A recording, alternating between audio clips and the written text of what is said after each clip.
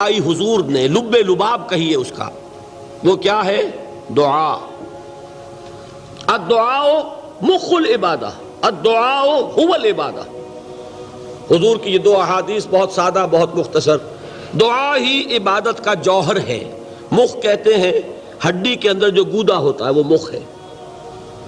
گودا جو ہے عبادت کا وہ کیا ہے؟ دعا۔ توحید فی الدعا کیا ہے؟ صرف اللہ کو پکارا جائے گا۔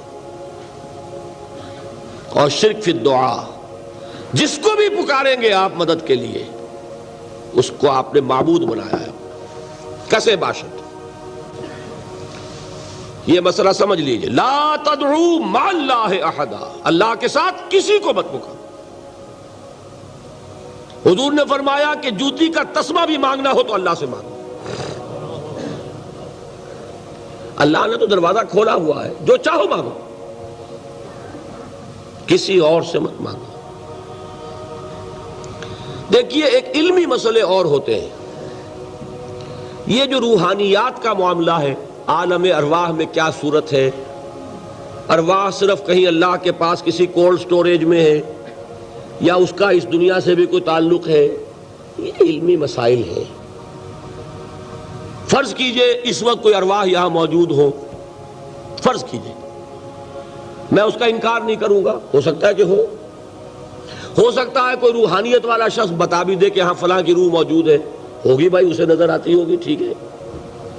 یہ بھی ہو سکتا ہے کہ کوئی شیطان جن ہو اور وہ دھوکہ دے رہا ہو کہ میں فلاں کی روح ہوں، ہو سکتا ہے کہ نہیں؟ لیکن یہ بھی ہو سکتا ہے، وہ بھی ہو سکتا ہے، مجھے اس سے بحث نہیں۔ مجھے جس سے بحث ہے وہ یہ ہے کہ مجھے پکارنے کی اجازت نہیں ہے۔ ہوا کرے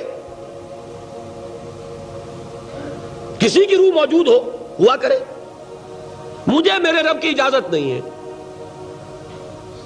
کہ میں اسے پکاروں۔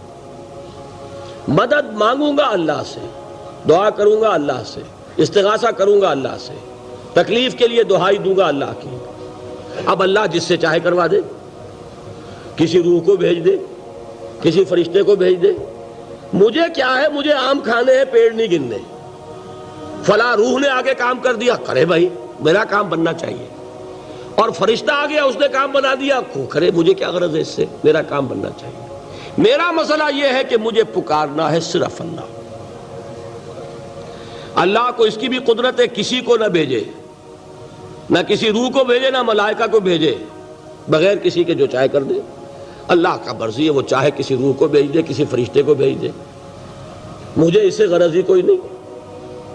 مجھے تو اپنی تکلیف کا دور ہونا مطلوب ہے، اس کے لیے میں پکاروں گا۔ سمجھ رہے؟ دیکھیے میں سادہ ترین کر رہا ہوں مسئلہ۔ عبد القادر جیلانی کی روح یہاں ہے یا نہیں، حضور کی روح انور یہاں ہے یا نہیں، یہ تو علمی مسئلہ ہو گیا نا۔ یہ فرشتے یہاں ہیں کہ نہیں، کوئی اختلاف ہے؟ میں پکار سکتا ہوں اسے کہ بھائی ذرا میرا کام کر دینا۔ یہ کروں گا تو شرک۔ موجود ہیں کرامن کاتبین ہے کہ نہیں؟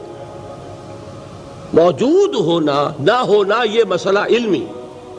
جو اصل میں شرک سے متعلق مسئلہ ہے وہ یہ ہے کہ پکارنے کی اجازت نہیں۔ دیکھیے حضور کی ایک حدیث ہے، اور یہ ایک ہمارے لیے خوشخبری ہے۔ آج 8واں دن ہے، آپ اپنی نیند کی قربانی دے رہے ہیں، آ رہے ہیں، سن رہے ہیں۔ یہ حدیث بھی سن لیجئے، بشارت والی حدیث ہے۔ مجتمع قوم فی بیت من بیوت اللہ، نہیں جمع ہوتے کچھ لوگ اللہ کے گھروں میں سے کسی گھر میں۔ اس کا مصداق اول تو مسجد ہوگی، لیکن تقریباً تمام محدثین نے مانا ہے کہ صرف مسجد تک محدود نہیں ہے، سب گھر اللہ کے ہیں۔ یہ جگہ کس کی ہے؟ تو عام ہے یہ چیز، لیکن مسجد کا ہوگا تو وہ مصداق اول ہو جائے گا۔